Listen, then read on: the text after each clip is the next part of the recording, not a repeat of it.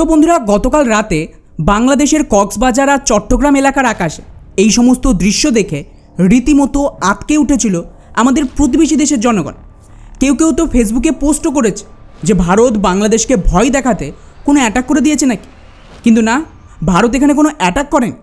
ভারত যেটা করেছে তা এক নতুন ইতিহাস গড়ে দিয়েছে। যদিও যে সময় আমি ভিডিওটা রেকর্ড করছি তখনও ভারত সরকারের কোনো অফিসিয়াল তথ্য আসেনি এটাকে নিয়ে, কিন্তু কাল রাত থেকে শুধুমাত্র বাংলাদেশ নয়, আমাদের নিজের বাড়ির ছাদ থেকেও এটা আমি দেখতে পেয়েছি এবং উড়িষ্যা এবং আশেপাশের এলাকা থেকেও মানুষজনের ভিডিও শেয়ার করছে। এবং এটা মোটামুটি কনফার্ম যে লুকিয়ে ভারত কোনো বড় মিসাইলের টেস্ট করেছে, যা ইন্টারকন্টিনেন্টাল রেঞ্জের মিসাইল হবে।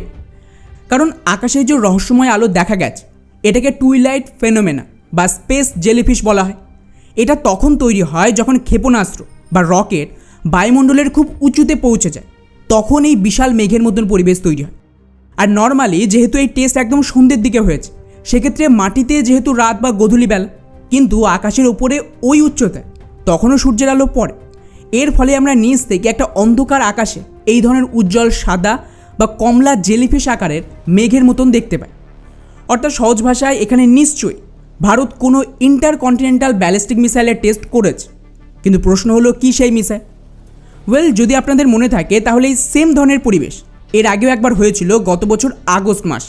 আর তখন ভারত অফিসিয়ালি বলেছিল আমরা অগ্নি 5 মার্ক 2 নিউক্লিয়ার ব্যালিস্টিক মিসাইলের টেস্ট করেছি MIRV ক্ষমতার সাথে। তো এবারে দুটো সম্ভাবনা দেখা যাচ্ছে। প্রথমত অগ্নি সিরিজেরই কোনো মিসাইলের টেস্ট হয়েছে, মোস্ট প্রবাবলি অগ্নি 6। আর 2, কোনো হাইপারসনিক গ্লাইড ভেহিকেলের টেস্ট হয়েছে। প্রথমে যদি অগ্নি 6-এর কথা বলি তাহলে এটা মারাত্মক হইচই ফেলেছে, কারণ রিসেন্টলি আমাদের DRDOর চিফ নিজে একথা স্বীকার করেছে যে 10 থেকে 12,000 কিলোমিটার রেঞ্জের অগ্নি 6 রেডি আছে, কিন্তু সরকারের পারমিশন লাগবে। যদি সরকার পারমিশন দেয় আমরা টেস্ট করে দেব। তো এই সম্ভাবনাটা পুরোপুরি উড়িয়ে দেওয়া যায় না যে তার টেস্টিং হতে পারে। স্পেশালি যেভাবে আমেরিকার থ্রেট বাড়ছে তাতে এটা আমাদের অ্যাডিশনাল পাওয়ার দেবে। কিন্তু এটার সম্ভাবনা একটু কম মনে হচ্ছে, কারণ দ্বিতীয় যে ক্লেমটা করা হচ্ছে বিভিন্ন ডিফেন্স এক্সপার্টদের তরফ থেকে, তারা দাবি করছে এটা ভারতের সবচেয়ে secret project Dhoni hypersonic missile হতে পারে বা অন্য কোনো হাইপারসনিক গ্লাইড ভেহিকেল হবে, যা শব্দের চেয়ে 6 গুণ বেশি গতিতে অ্যাটাক করতে সক্ষম, 6 থেকে 10,000 কিলোমিটারের রেঞ্জ। আর যেভাবে কিছু ভিডিও ক্লিপ এসেছে সেখানে এটাকে দেখে গ্লাইড ভেহিকেলই মনে হচ্ছে।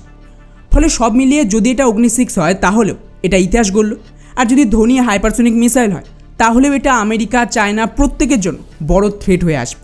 ফলে দুক্ষেত্রেই ভারতের জন্য এটা একটা বড় সফলতা। এখন আমাদের একটু অপেক্ষা করা উচিত যে যদি রক্ষা মন্ত্রণালয়ের তরফ থেকে অফিসিয়ালি এটাকে নিয়ে কোনো তথ্য দেয় কিনা, নাকি এটা লুকিয়েছে।